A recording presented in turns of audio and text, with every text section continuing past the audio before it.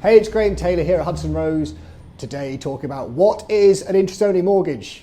It's a good one, this. It's really easy, don't worry. Right, two types of mortgage, right? And it's all about the way you repay the loan.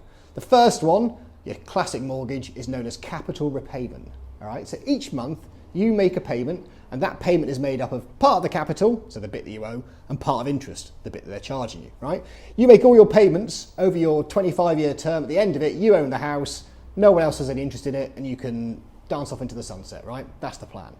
The other way you can do it is what's called an interest-only mortgage. And each month you make a payment, and it's a smaller payment because you're only paying the interest bit. Hence the name interest only. It's great, isn't it? So you're only paying the interest.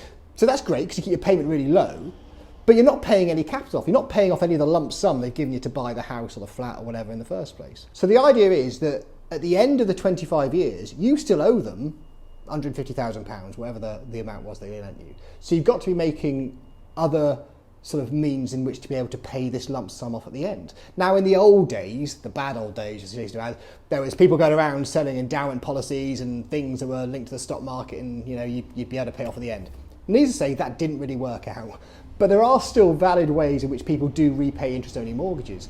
One example might be that if you've got young children and you need a slightly bigger house at the moment, but you're thinking we're not going to need this when we retire, some people might opt to actually sell the property at the end of the term, repay the lump sum, and buy something cheaper with the equity. So that's one way it can be repaid. Other people might have share portfolios or investment plans or something else they can use. So the key difference between repayment mortgages and interest-only mortgages is that on an interest-only mortgage, you still owe the lump sum at the end of the 25 or 30 years or whatever it is.